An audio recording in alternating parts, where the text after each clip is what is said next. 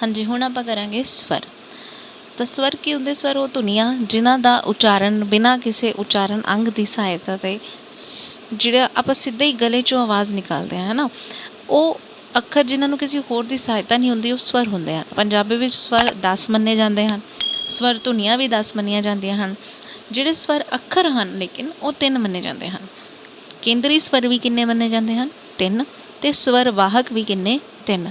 तो ये गल्लां याद रखनियां। कई बारी आपां स्वर ही देख लैंदे ते सीधा 10 ला दिंदे आ, लेकिन स्वर अखर, केंद्री स्वर ते स्वर वाहक ये तीनों ही किन्ने ने? 3-3 ने। उचारण विच लगदे समय अनुसार स्वर धुनियां दे किन्ने प्रकार हन? तो 2 प्रकार हन, लघु स्वर ते दीर्घ। लघु स्वर किहड़े हन? 1 3 5। हुण तुसीं कहोगे 1 3 5 की है? तो आने वाली वीडियो तुसीं याद रखना है कि आपां 1 3 5 नूं इस तरह रखिया कि जिवें आपां हिंदी च नहीं करते ए आ ई ऊ ए आई ओ औ, तो इनू आपां उसी दे अकॉर्डिंग सैट कर लिया, क्योंकि याद रहना तुहानूं सौखा हो जाता है राजस्थान वालियां नूं, है ना। 1 तो लैके 10 तक।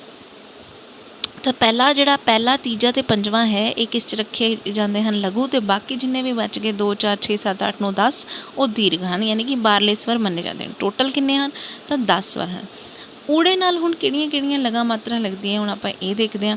इस तो पहलां तुसीं चंगी तरह स्क्रीनशॉट ले लो।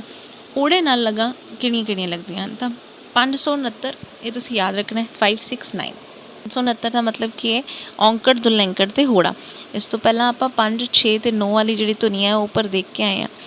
5वें नंबर ते ऊड़ा आंदा, यानी कि औंकड़। 6वें नंबर ते वड्डा ऊ, यानी कि दुलैंकड़। ते जिहड़ा 9वां नंबर है उससे औ, यानी कि होड़ा आंदा है। ठीक है। ऐड़े नाल किहड़ियां लगा मात्रा? तो 1280, यानी कि पहला ए आ ते 80 का मतलब आई ते औ। ईड़ी नाल किहड़ियां लगा मात्रा? तो 347। जे तुसीं नंबर याद रख लो तो बहुत ही वधिया, क्योंकि उत्ते 1 2 3 तो लैके 10 तक तुसीं लिख ही दोगे। ईड़ी नाल सिहारी बिहारी होगी। ठीक है। हुण सब तो ज़्यादा इंपॉर्टेंट चार्ट आने लगे, इस जो सारे क्वेश्चन तुहाडे सैट हो जाएंगे। जी जरूरत है तुहाडे याद करने की। हुण स्वरां दा उच्चारण अनुसार वर्गीकरण किहड़ा है? 3 तरह नाल है, स्थान अनुसार, स्थिति अनुसार ते बुल्लां दी स्थिति अनुसार। हुण इत्थे तुसीं देखोगे कि एक मैप जिहा बनाया होया है, जिस दे विच आपां पुट्ठे, जिवें आपां टिक मारदे हैं ना, तो पुट्ठा टिक लैके चलना है। ठीक है। विचकारले आपां ऐड़ा लिखिया है, उस तो बाद आड़ा ईड़ी ई तक, ए आ ई। ठीक है। उस तो बाद ए आई वास्ते आपां थल्ले आए हैं। ठीक है। फिर आपां क्रॉसिंग जावांगे ऊ तक, फिर उस तो बाद थल्ले आवांगे ओ औ तक। यानी कि तुसीं अपनी एक ट्रिक बनाई है जिंदे विच तुसीं वी मतलब विचकारले दे विच ऐड़े नूं रखे। ठीक है। तो उस तो बाद कुछ नंबर रखते। हुण विचकारले तो इधर ते उधर जाण वास्ते तुसीं एक मैप जे देखोगे तो अखां मैप जल्दी याद कर लैंदियां हन। ठीक है। तो पुट्ठा टिक स्टार्ट करना है, ए आ ई ऊ ओ औ ए। ठीक है। ये तुसीं याद रखना है। इहदे नाल की होएगा कि तुसीं भुल्लोगे नहीं। अगले किहड़े हैं? जिहड़े पहली लाइन उत्ते आ रहे हैं, यानी कि वड्डी ई ए आई, विचकारले ई ए ऊ ते आ, पिछले ऊ ओ ते औ। ठीक है। गोल भी किहड़े हैं? जिहड़े गोल दे नेड़े तेड़े हैं। ते अगोल किहड़े हैं? जिहड़े अगोल दे नेड़े तेड़े हैं। ठीक है। तो इस तरह तुसीं याद रखोगे कि उच्चे किहड़े हैं? जिहड़े उपरली लाइन ते आ रहे हैं, ते नीवें किहड़े हैं? जिहड़े निचली लाइन ते आ रहे हैं।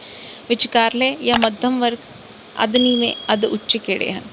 तो इस सब वास्ते ये तुसीं मैप नूं एक स्क्रीनशॉट ले लो, फिर बिना देखे इहनूं बना के देखो। हुण स्थान अनुसार 4 प्रकार। हुण इत्थे तुसीं क्वेश्चन दे आंसर आराम नाल दे सकोगे जो उपरला चार्ट देखिया था। उच्चे अध नीवें ते नीवें। उच्चे किहड़े? ईड़ी ते ऊ, यानी कि 46 नंबर अपना। ठीक है। तुसीं नंबरां राहीं भी याद रख सकते हो, तो मैप राहीं जे याद रख लो तो बहुत ही वधिया। अध उच्चे किहड़े है? छोटी ई ते छोटा ऊ। अध नीवें किहड़े है? ए यानी कि आड़ा जिन्हों कहते हैं, ते ओ। नीवें किहड़े है? ए आ ते औ। ठीक है। हुण ये सब याद करने तो बाद ये तुसीं नंबर भी याद रख सकते हो, 46 35 179 280। ठीक है जी। अगे चलते हैं। स्थिति अनुसार इनके कितने प्रकार हैं? तो 3 प्रकार हैं, अगले, पिछले ते विचकारले। अगले वास्ते वापस तुसीं मैप देख सकते हो, वड्डी ई ए आई, ते पिछले ਵੱਡਾ ਊ ਓ ਔ ਤੇ ਵੀ ਵਿੱਚ ਜਿਹੜੇ ਅੱਖਰ ਆਏ ਸੀ ਈ ਊ ਐ ਤੇ ਆ। ਠੀਕ ਹੈ, 478 ਇਹ ਸਾਰੇ ਨੰਬਰ ਤੁਸੀਂ ਆਰਾਮ ਨਾਲ ਯਾਦ ਕਰ ਸਕਦੇ ਹੋ। ਪਰ ਤੁਸੀਂ ਜੇ ਮੇਰੀ ਮੰਨੋ ਤਾਂ ਆ ਜਿਹੜਾ ਵਿਚਲਾ ਇੱਕ ਪੂਰਾ ਕਨਸੈਪਟ ਦਿਖਾਇਆ ਤੁਹਾਨੂੰ ਇਹ ਚਾਰਟ ਬਣਾ ਕੇ, ਇਹਨੂੰ ਹੀ ਤੁਸੀਂ ਫੋਲੋ ਕਰਨਾ। ਠੀਕ ਹੈ ਜੀ, ਹੁਣ ਚੱਲਦੇ ਹਾਂ ਆਪਾਂ ਅੱਗੇ। ਇਹ ਕੁਛ ਨੰਬਰ ਹੈ 478, 690, 1235, ਇਹ ਯਾਦ ਰੱਖ ਲਿਆ ਜੀ। ਹੁਣ ਕਰਦੇ ਹਾਂ ਬੁੱਲਾਂ ਦੀ ਸਥਿਤੀ ਅਨੁਸਾਰ, ਤੇ ਇਹ ਦੋ ਹੀ ਹੈ, ਗੋਲ ਜਾਂ ਅਗੋਲ। ਤਾਂ ਇਹ ਯਾਦ ਰੱਖਣੇ ਸੌਖੇ ਹੈ, ਊ ਊ ਓ ਆਊ, ਇਹ ਉੱਥੇ ਤੁਸੀਂ ਬੋਲ ਕੇ ਵੀ ਦੇਖ ਸਕਦੇ ਹੋ। ਤੇ ਇਹਨਾਂ ਤੋਂ ਇਲਾਵਾ ਜਿਹੜੇ ਬਚ ਗਏ ਉਹ ਸਾਰੇ ਅਗੋਲ ਹੋ ਗਏ। ਇਹ ਸਾਰੇ ਸੀ ਸਵਰ। ਨਾਲ ਹੀ ਹੁਣ ਗੱਲ ਕਰ ਲੈਂਦੇ ਹਾਂ ਵਿਅੰਜਨਾਂ ਦੀ। ਵਿਅੰਜਨ ਕੀ ਹੁੰਦੇ ਹਨ? ਤਾਂ ਵਿਅੰਜਨ ਉਹ ਅੱਖਰ ਹੁੰਦੇ ਹਨ ਜੋ ਕਿਸੇ ਲਗਾਂ ਦੀ ਸਹਾਇਤਾ ਤੋਂ ਬਿਨਾਂ ਨਹੀਂ ਬੋਲੇ ਜਾ ਸਕਦੇ। ਵੈਸੇ ਗੁਰਮੁਖੀ ਲਿਪੀ ਦੇ ਵਿੱਚ ਪਹਿਲੇ ਊੜਾ ਐੜਾ ਈੜੀ ਛੱਡ ਕੇ 32 ਵਿਅੰਜਨ ਹਨ ਜੇ ਮੰਨੇ ਜਾਣ, ਸੱਸੇ ਤੋਂ ਲੈ ਕੇ ੜਾੜੇ ਤੱਕ। ਪੰਜਾਬੀ ਵਿੱਚ ਧੁਨੀਆਂ ਦੀ ਗਿਣਤੀ ਜਿਹੜੀ ਹੈ ਲੇਕਿਨ ਉਹ ਕਿੰਨੀ ਹੈ? 41 ਹੈ। 41 ਧੁਨੀਆਂ ਵਿੱਚੋਂ 29 ਤਾਂ ਵਿਅੰਜਨ ਹਨ, 10 ਸਵਰ ਹਨ ਅਤੇ 2 ਕੀ ਹਨ ਉਹਦੇ ਵਿੱਚ ਅਰਧ ਸਵਰ ਹਨ। ਇਹ ਗੱਲਾਂ ਯਾਦ ਰੱਖਣ ਵਾਲੀਆਂ ਹੈ। 29 ਵਿਅੰਜਨ, 10 ਸਵਰ ਅਤੇ 2 ਅਰਧ ਸਵਰ, ਯਈਆ ਅਤੇ ਵਾਵਾ। ਹੁਣ ਪੰਜਾਬੀ ਦੇ ਵਿੱਚ ਸ਼ੁੱਧ ਵਿਅੰਜਨ ਜੇ ਮੰਨੇ ਜਾਣ ਤਾਂ 29 ਹਨ। ਅਜੋਕੀ ਪੰਜਾਬੀ 'ਚ ਜਿਵੇਂ ਕਿ ਆਪਾਂ ਉੱਤੇ ਗੱਲ ਕੀਤੀ ਕਿ 32 ਵਿਅੰਜਨ ਹਨ, ਹੈ ਨਾ। ਟੋਟਲੀ ਗੱਲ ਕਰਨਗੇ ਜੇ ਸ਼ੁੱਧ ਕਹਿਣ ਤਾਂ 29 ਕਹਿਣਾ, ਅਦਰਵਾਈਜ਼ ਤੁਸੀਂ 32 ਹੀ ਮੰਨਣਾ ਹੈ, ਕਿਉਂਕਿ ਫਿਰ ਕਨਫਿਊਜ਼ ਹੋ ਜਾਂਦੇ ਆ। ਤਾਂ ਅਜੋਕੀ ਪੰਜਾਬੀ ਵਿੱਚ 32 ਤਾਂ ਸੀਗੀ, ਜਦੋਂ ਆਪਾਂ ਬਿੰਦੀ ਵਾਲੇ ਅੱਖਰ 6 ਹੋਰ ਜੋੜਦੇ ਤਾਂ ਹੁਣ ਸੱਸੇ ਤੋਂ ਲੈ ਕੇ ਲੱਲੇ ਪਰ ਬਿੰਦੀ ਤੱਕ 38 ਟੋਟਲ ਵਿਅੰਜਨ ਹੋ ਗਏ। ਪੰਜਾਬੀ ਭਾਸ਼ਾ ਦੇ ਵਿਅੰਜਨਾਂ ਦਾ ਵਰਗੀਕਰਨ 2 ਆਧਾਰ 'ਤੇ ਕੀਤਾ ਜਾਂਦਾ ਹੈ। ਪਹਿਲਾ ਉਚਾਰਨ ਸਥਾਨ ਦੇ, ਦੂਜਾ ਉਚਾਰਨ ਢੰਗ ਦੇ। ਉਚਾਰਨ ਸਥਾਨ ਦੇ ਆਧਾਰ 'ਤੇ ਜੇ ਆਪਾਂ ਦੇਖਿਆ ਜਾਵੇ ਤਾਂ ਪੰਜਾਬੀ ਵਿਅੰਜਨਾਂ ਨੂੰ 6 ਭਾਗਾਂ ਵਿੱਚ ਵੰਡਿਆ ਗਿਆ। ਠੀਕ ਹੈ, ਕਿਹੜੇ ਕਿਹੜੇ? ਕੰਠੀ, ਤਾਲਵੀ, ਉਲਟ ਜੀਬੀ, ਦੰਤੀ, ਹੋਠੀ ਅਤੇ ਸੁਰੀਅੰਤਰੀ। ਇਹ ਤੁਸੀਂ ਬਹੁਤ ਚੰਗੇ ਤਰੀਕੇ ਨਾਲ ਯਾਦ ਰੱਖਣਾ। ਇਹਨੂੰ ਆਪਾਂ ਹੁਣ ਇੱਕ ਮੈਪ ਰਾਹੀਂ ਸਮਝਾਂਗੇ। ਉਸ ਤੋਂ ਪਹਿਲਾਂ ਘੱਗਾ, ਝੱਜਾ, ਢੱਡਾ, ਧੱਦਾ ਅਤੇ ਭੱਬਾ ਲਈ ਇੱਕ ਮੋਸਟ ਇੰਪੋਰਟੈਂਟ ਗੱਲ ਕਿ ਇਹ ਜਿਹੜੀ ਵਿਅੰਜਨ ਧੁਨੀਆਂ ਹਨ ਨਾ, ਇਹ ਲਿਖਤ ਵਿੱਚ ਆਪਾਂ ਮੰਨਦੇ ਹਾਂ ਇਹਨਾਂ ਨੂੰ। ਠੀਕ ਹੈ, ਮੌਜੂਦ ਤਾਂ ਹਨ ਪਰੰਤੂ ਬੋਲਚਾਲ ਦੇ ਵਿੱਚ ਇਹ ਸ਼ਾਮਿਲ ਨਹੀਂ ਹਨ। ਹੁਣ ਕਿਉਂ ਸ਼ਾਮਿਲ ਨਹੀਂ? ਕਿਉਂਕਿ ਇਹਨਾਂ ਦੀ ਜਗ੍ਹਾ 'ਤੇ ਸੁਰ ਲੈ ਲੈਂਦੇ ਆ। ਜਿਵੇਂ ਤੁਸੀਂ ਕੰਗਾ ਕਹਿਣਾ ਹੈ ਨਾ, ਤਾਂ ਇਹ ਘੱਗਾ ਦੀ ਆਵਾਜ਼ ਨਹੀਂ ਆਏਗੀ, ਗੱਗੇ ਦੇ ਨਾਲ ਹਾਹੇ ਦੀ ਆਵਾਜ਼ ਆ ਜਾਏਗੀ। ਠੀਕ ਹੈ, ਹੁਣ ਤੁਸੀਂ ਭੈਣ ਕਹਿਣਾ, ਤੁਸੀਂ ਭੈਣ ਕਹੋਗੇ ਪੱਪੇ ਦੇ ਨਾਲ ਜ਼ੋਰ ਲਗਾ ਕੇ। ਤਾਂ ਇਹ ਜਿਹੜੇ ਹੈ ਇਹ ਧੁਨੀਗ੍ਰਾਮ ਦੇ ਵਿੱਚ ਰੱਖਿਆ ਗਿਆ। ਠੀਕ ਹੈ, ਧੁਨੀਗ੍ਰਾਮ ਕਿਹੜੇ ਹਨ? ਘੱਗਾ, ਝੱਜਾ, ਢੱਡਾ, ਧੱਦਾ ਅਤੇ ਭੱਬਾ। ਹੁਣ ਗੱਲ ਕਰਾਂਗੇ ਜਿਹੜੀ ਆਪਾਂ ਕੰਠੀ, ਤਾਲਵੀ ਸਾਰੀ ਧੁਨੀਆਂ ਦੀ ਗੱਲ ਕੀਤੀ ਸੀ। ਉਸ ਤੋਂ ਪਹਿਲਾਂ ਜਲਦੀ ਜੇ ਤੁਸੀਂ ਸਬਸਕ੍ਰਾਈਬ ਕਰ ਦਿਓ ਤਾਂ ਜੋ ਮੈਨੂੰ ਮੋਟੀਵੇਸ਼ਨ ਮਿਲਦੀ ਰਹੇ। ਪਹਿਲਾ ਹੈ ਕੰਠੀ। ਤਾਂ ਕੰਠੀ ਵਿੱਚ ਕੱਕਾ, ਖੱਖਾ, ਗੱਗਾ, ਘੱਗਾ, ਈਆਂ ਅੰਗੇ ਤੱਕ ਜਿਹੜੀ ਗੱਲ ਆ ਗਈ। ਉਸ ਤੋਂ ਬਾਅਦ ਖੱਖੇ ਪੈਰ ਬਿੰਦੀ ਅਤੇ ਗੱਗੇ ਪੈਰ ਬਿੰਦੀ ਵੀ ਇਹਦੇ ਨਾਲ ਐਡ ਕੀਤਾ। ਠੀਕ ਹੈ, ਸੱਸੇ ਦੇ ਥੱਲੇ ਵਾਲੀ ਲਾਈਨ ਸਾਰੀ ਧੁਨੀਗ੍ਰਾਮ ਹੈ ਅਤੇ ਸੱਸੇ ਦੇ ਨਾਲ ਹਾਹਾ ਅੱਖਰ ਕੱਲਾ ਹਾਹਾ ਸੁਰਿਅੰਤਰੀ ਮੰਨਿਆ ਜਾਂਦਾ। ਕੱਕਾ ਪਹਿਲੀ ਲਾਈਨ ਕੰਠੀ ਹੋ ਗਈ, ਦੂਜੀ ਤਾਲਵੀ, ਚੱਚਾ, ਛੱਛਾ, ਜੱਜਾ ਇਹ ਤਾਲੂ ਨਾਲ ਆਪਾਂ ਬੋਲਦੇ ਹਾਂ, ਬੋਲ ਕੇ ਦੇਖ ਸਕਦੇ ਹੋ ਤੁਸੀਂ। ਨਾਲ ਹੀ ਯਈਏ ਅਤੇ ਸੱਸੇ ਪੈਰ ਬਿੰਦੀ ਅਤੇ ਜੱਜੇ ਪੈਰ ਬਿੰਦੀ ਐਡ ਹੈ। ਉਲਟ ਜੀਬੀ ਵਿੱਚ ਟੈਂਕਾ, ਠੱਠਾ, ਡੱਡਾ, ਢੱਡਾ, ਣਾਣਾ ਇਹ ਸਾਰੇ ਅੱਖਰ ਬੋਲਣ ਵਾਸਤੇ ਜਿਬ ਨੂੰ ਚੱਕਣਾ ਪੈਂਦਾ। ੜਾੜਾ ਅਤੇ ਲੱਲੇ ਪੈਰ ਬਿੰਦੀ ਵੀ।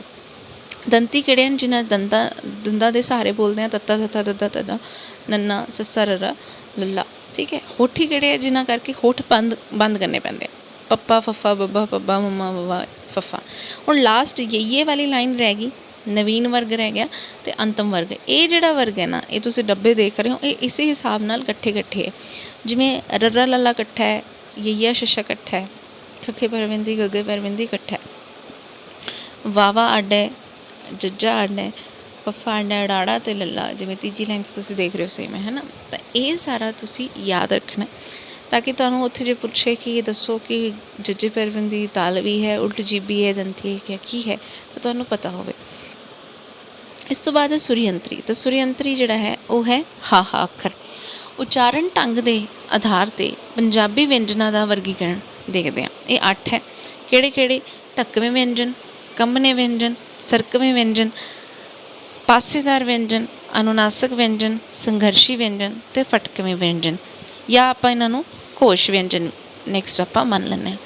ਢੱਕਵੇਂ ਵਿਅੰਜਨ ਕਿਹੜੇ ਹੁੰਦੇ ਹਨ? ਉਹ ਵਿਅੰਜਨ ਜਿਨ੍ਹਾਂ ਦੀ ਪੌਣ ਧਾਰ ਇੱਕਦਮ ਰੁਕ ਕੇ ਫਿਰ ਧੱਕੇ ਨਾਲ ਬਾਹਰ ਆਉਂਦੀ ਹੈ, ਜਿਵੇਂ ਕਿ ਕੱਕਾ ਅਚਾਨਕ ਬਾਹਰ ਆਇਆ ਹੈ ਨਾ, ਕ। ਫਿਰ ਖੱਖਾ ਗੱਗਾ। ਤਾਂ ਪਹਿਲੇ ਜਿਹੜੇ 3 ਅੱਖਰ ਹਨ ਉਹ ਟਕਵੇਂ ਵਿਅੰਜਨ ਹਨ। ਪਹਿਲੀ 5 ਲਾਈਨਾਂ ਦੇ ਪਹਿਲੇ 3 ਅੱਖਰ ਜਿਹੜੇ ਹਨ ਉਹ ਕਿਹੜੇ ਹਨ? ਟਕਵੇਂ। ਕੱਕਾ ਖੱਖਾ ਗੱਗਾ, ਚੱਚਾ ਛੱਛਾ ਜੱਜਾ, ਟੈਂਕਾ ਠੱਠਾ ਡੱਡਾ, ਤੱਤਾ ਥੱਥਾ ਦੱਦਾ, ਪੱਪਾ ਫੱਫਾ ਤੇ ਬੱਬਾ। ਉਸ ਤੋਂ ਬਾਅਦ ਹੁਣ ਇਹ ਗੱਲ ਤੁਸੀਂ ਯਾਦ ਰੱਖਣੀ ਹੈ ਕਿ ਪਹਿਲਾ, ਦੂਜਾ, ਤੀਜਾ ਕੰਬਣਾ ਵਿਅੰਜਨ ਸਿਰਫ ਇੱਕੋ ਹੀ ਹੈ, ਉਹ ਹੈ ਰਾ ਰਾ, ਕਿਉਂਕਿ ਇਹ ਕੰਬਦੇ ਹੋਏ ਆਉਂਦਾ ਰਾ ਰਾ, ਹੈ ਨਾ, ਜੀਭ ਵਿੱਚ ਕੰਬਦੀ ਹੈ ਤਾਂ ਕਰਕੇ। ਅਗਲਾ ਹੈ ਸਰਕਵੇਂ ਵਿਅੰਜਨ। ਤਾਂ ਇਹ ਕਿਹੜਾ ਵਿਅੰਜਨ ਹੈ? ਇਹ ਅਰਧ ਸਵਰ ਵਿੱਚ ਵੀ ਕਾਊਂਟ ਹੁੰਦੇ, ਇਹ 2 ਹੈ, ਯਈਆ ਤੇ ਵਾਵਾ। ਉਸ ਤੋਂ ਬਾਅਦ ਹੈ ਪਾਸੇਦਾਰ ਵਿਅੰਜਨ। ਇਹ ਕਿਹੜਾ ਹੈ? ਲੱਲੇ ਪੈਰ ਬਿੰਦੀ ਤੇ ਕੱਲਾ ਲੱਲਾ, ਠੀਕ ਹੈ, ਇਹ ਪਾਸੇਦਾਰ ਵਿੱਚ ਐਡ ਹੁੰਦਾ। ਅਨੁਨਾਸਕ ਜਿਹੜੇ ਬੋਲਣ ਵਾਸਤੇ ਤੁਹਾਨੂੰ ਨਾਸਕਾ ਦੀ ਸਹਾਇਤਾ ਯਾਨੀ ਕਿ ਨੱਕ ਰਾਹੀਂ ਆਪਾਂ ਬੋਲਦੇ ਹਾਂ। ਇਹ ਕੱਕੇ ਤੋਂ ਲੈ ਕੇ ਪੱਪੇ ਵਰਗ ਦੇ ਅੰਤਮ ਜਿਹੜੇ ਅੱਖਰ ਹਨ ਉਹ ਅਨੁਨਾਸਕ ਦੀ ਕੈਟੇਗਰੀ 'ਚ ਆਉਂਦੇ ਹਨ, ਜਿਵੇਂ ਕਿ ਅੰਗਾ, ਈਆਂ, ਨੰਨਾ, ਅਣਾਣਾ, ਮੰਮਾ, ਹੈ ਨਾ, ਇਹ ਸਾਰੇ ਅੱਖਰ। ਹੁਣ ਇਹ ਤੁਸੀਂ ਐਨ ਦੇਖ ਰਹੇ ਹੋਗੇ, ਹੈ ਨਾ, ਐਨ ਦੇ ਵਿੱਚ 5 ਅੱਖਰ ਹੈ, ਅੰਗਾ, ਈਆਂ, ਅਣਾਣਾ, ਅੜਾੜਾ ਤੇ ਲੱਲਾ, ਲੱਲੇ ਪੈਰ ਬਿੰਦੀ। ਲੱਲੇ ਪੈਰ ਬਿੰਦੀ ਵਾਲਾ ਇਸ 'ਚ ਰੱਖਿਆ ਗਿਆ, ਠੀਕ ਹੈ, ਯਾਨੀ ਕਿ ਇਹ ਜਿਹੜੇ ਐਨ ਵਿੱਚ ਅੱਖਰ ਹੈ ਇਹਨਾਂ ਤੋਂ ਕੋਈ ਵੀ ਨਵਾਂ ਸ਼ਬਦ ਪ੍ਰਾਰੰਭ ਨਹੀਂ ਹੁੰਦਾ, ਕੋਈ ਵੀ ਆਰੰਭ ਤੁਸੀਂ ਨਹੀਂ ਕਰ ਸਕਦੇ। ਜਿਹੜੇ 5 ਅੱਖਰ ਹੈ ਅੰਗਾ, ਈਆਂ, ਅਣਾਣਾ, ਅੜਾੜਾ ਤੇ ਲੱਲਾ ਦੇ, ਜੇ ਸੁਰ ਦੀ ਗੱਲ ਕਰੀਏ ਅਨੁਨਾਸਕ 3 ਹਨ ਜਿਨ੍ਹਾਂ ਨਾਲ ਸ਼ਬਦ ਆਰੰਭ ਨਹੀਂ ਹੁੰਦਾ, ਕਿਹੜੇ? ਅੰਗਾ, ਈਆਂ ਤੇ ਅਣਾਣਾ। ਯਈਆ ਨਾਲ ਸ਼ਬਦ ਦਾ ਅੰਤ ਨਹੀਂ ਹੋ ਸਕਦਾ, ਠੀਕ ਹੈ, ਤੇ ਇਹ ਗੱਲ ਤੁਸੀਂ ਯਾਦ ਰੱਖਣੀ ਹੈ ਕਿ ਯਈਏ ਦੇ ਨਾਲ ਕਦੇ ਵੀ ਸ਼ਬਦ ਦਾ ਅੰਤ ਨਹੀਂ ਹੋ ਸਕਦਾ। ਉੱਪਰਲੇ ਐਨ ਨਾਲ ਤਾਂ ਸ਼ੁਰੂਆਤ ਨਹੀਂ ਹੋ ਸਕਦੀ, ਤੇ ਇਕੱਲਾ ਯਈਆ ਇਹ ਜਿਹਾ ਅੱਖਰ ਹੈ ਜਿਹਦੇ ਨਾਲ ਕਿਸੇ ਵੀ ਸ਼ਬਦ ਦਾ ਅੰਤ ਨਹੀਂ ਹੋ ਸਕਦਾ, ਠੀਕ ਹੈ ਜੀ। ਉਸ ਤੋਂ ਬਾਅਦ ਹੁਣ ਆਪਾਂ ਪੜ੍ਹਾਂਗੇ ਕਿ ਸੰਘਰਸ਼ੀ ਵਿਅੰਜਨ ਕਿਹੜੇ ਹਨ। ਸੰਘਰਸ਼ੀ ਵਿਅੰਜਨਾਂ ਦੇ ਵਿੱਚ ਸੱਸਾ, ਹਾਹਾ, ਸੱਸੇ ਪੈਰ ਬਿੰਦੀ, ਖੱਖੇ ਪੈਰ ਬਿੰਦੀ, ਗੱਗੇ ਪੈਰ ਬਿੰਦੀ, ਜੱਜੇ ਪੈਰ ਬਿੰਦੀ, ਫੱਫੇ ਪੈਰ ਬਿੰਦੀ। ਇਹ ਖੈਵੇਂ ਵਿਅੰਜਨ ਇਹਦੇ ਵਿੱਚ 3 ਹਨ, ਸੱਸਾ, ਸੱਸੇ ਪੈਰ ਬਿੰਦੀ ਤੇ ਹਾਹਾ। ਫਟਕਵਾਂ ਵਿਅੰਜਨ ਕੀ ਹੁੰਦਾ ਹੈ? ਹੁਣ ਫਟਕਵਾਂ ਵਿਅੰਜਨ ਹੈ ਸਿਰਫ ੜਾੜਾ, ਠੀਕ ਹੈ। ਉਚਾਰਨ ਸਮੇਂ ਜੀਭ ਤਾਲੂ ਨੂੰ ਛੂ ਕੇ ਫਟਕੇ ਨਾਲ ਹੇਠਾਂ ਆ ਜਾਂਦੀ ਹੈ, ਅੜਾ ਅੜਾ, ਹੈ ਨਾ। ਘੋਸ਼ ਵਿਅੰਜਨ, ਘੋਸ਼ ਨੂੰ ਸਘੋਸ਼ ਤੇ ਮਹਾਪ੍ਰਾਣ ਵੀ ਕਹਿੰਦੇ ਹਨ। ਇਹਦੇ ਵਿੱਚ ਵਾਈਬ੍ਰੇਸ਼ਨਸ ਆਉਂਦੀਆਂ ਹਨ, ਜਿਵੇਂ ਕਿ ਘੱਗਾ, ਝੱਜਾ, ਢੱਡਾ, ਧੱਦਾ, ਪੱਬਾ। ਇਹ ਧੁਨੀਗ੍ਰਾਮ ਸਾਰਾ ਇਸ 'ਚ ਹੀ ਆਉਂਦਾ। ਤੋਣ ਤਾਰੇ ਦੀ ਮਾਤਰਾ ਅਨੁਸਾਰ ਵਿਅੰਜਨਾਂ ਦੀ ਵਰਗ ਵੰਡ। ਸਾਹ ਦੀ ਮਾਤਰਾ ਕਿਵੇਂ ਹੈ? ਅਲਪ ਪ੍ਰਾਣ ਤੇ ਮਹਾਪ੍ਰਾਣ, ਕਿ ਘੱਟ ਸਾਹ ਤੇ ਵਾਵਾ ਸਾਹ ਜਿਸ 'ਚ ਦੇਣਾ ਪਵੇ, ਜਿਵੇਂ ਕੱਕਾ, ਲੇਕਿਨ ਖੱਖੇ ਵਾਸਤੇ ਆਪਾਂ ਨੂੰ ਜ਼ਿਆਦਾ। ਤਾਂ ਅਲਪ ਪ੍ਰਾਣ ਵਿੱਚ ਪਹਿਲਾ ਤੇ ਤੀਜਾ ਅੱਖਰ ਆਉਂਦਾ 5 ਦੀਆਂ 5 ਲੈਣਾ ਦਾ, ਜਿਵੇਂ ਕੱਕਾ, ਚੱਚਾ, ਟੱਟਾ, ਟੈਂਕਾ, ਤੱਤਾ ਤੇ ਪੱਪਾ। ਫਿਰ ਤੀਜੀ ਲਾਈਨ ਗੱਗਾ, ਜੱਜਾ, ਢੱਡਾ, ਦੱਦਾ ਤੇ ਬੱਬਾ। ਹੁਣ ਜੇ ਗੱਲ ਕਰੀਏ ਮਹਾਪ੍ਰਾਣ ਦੀ ਤਾਂ ਇਹਦੇ ਵਿੱਚ ਦੂਜਾ ਤੇ ਚੌਥਾ ਅੱਖਰ ਆਉਂਦਾ ਹੈ, ਠੀਕ ਹੈ, ਜਿਵੇਂ ਕਿ ਖੱਖਾ, ਛੱਛਾ, ਠੱਠਾ, ਥੱਥਾ, ਫੱਫਾ, ਘੱਗਾ, ਝੱਜਾ, ਢੱਡਾ, ਧੱਦਾ ਤੇ ਪੱਬਾ। ਇਹ ਮਹਾਪ੍ਰਾਣ ਦੇ ਵਿੱਚ ਆਉਂਦੇ ਹਨ। ਅਤੇ ਅਲਪ ਦੇ ਵਿੱਚ 1 3, ਮਹਾਂ ਦੇ ਵਿੱਚ 2 4। ਆਖਰ ਵਿੱਚ ਇਹੋ ਕਹਾਂਗੇ ਕਿ ਜਿੱਤਣ ਦਾ ਮਜ਼ਾ ਉਦੋਂ ਹੀ ਆਉਂਦਾ ਹੈ ਜਦੋਂ ਕੋਈ ਤੁਹਾਡੇ ਹਾਰਨ ਦੀ ਉਡੀਕ ਕਰ ਰਿਹਾ ਹੋਵੇ। ਤਾਂ ਉਮੀਦ ਕਰਦੇ ਹਾਂ ਕਿ ਤੁਹਾਡੀ ਸਰਕਾਰੀ ਨੌਕਰੀ ਜ਼ਰੂਰ ਲੱਗੇਗੀ, ਲੇਕਿਨ ਇਸ ਕਰਕੇ ਤੁਹਾਨੂੰ ਪੜ੍ਹਨਾ ਪੈਣਾ ਹੈ ਅਤੇ ਪੜ੍ਹਦੇ ਰਹਿਣਾ ਪੈਣਾ। ਕਿਹਦੇ ਨਾਲ ਐਗਜ਼ਾਮ ਦੇ ਨਾਲ ਭਟਕਣਾ ਨਹੀਂ ਹੈ। ਤੁਸੀਂ ਚੈਨਲ ਜ਼ਰੂਰ ਨਵਾਂ ਹੈ, ਲੇਕਿਨ ਤੁਹਾਡੇ ਵਾਸਤੇ ਬਹੁਤ ਹੀ ਜ਼ਿਆਦਾ ਇੰਪੋਰਟੈਂਟ ਹੈ। ਸਾਰੀ ਵੀਡੀਓ ਪੂਰੀ ਦੇਖਿਆ ਕਰੋ ਅਤੇ ਸ਼ੇਅਰ ਕਰਿਆ ਕਰੋ। Thank you so much.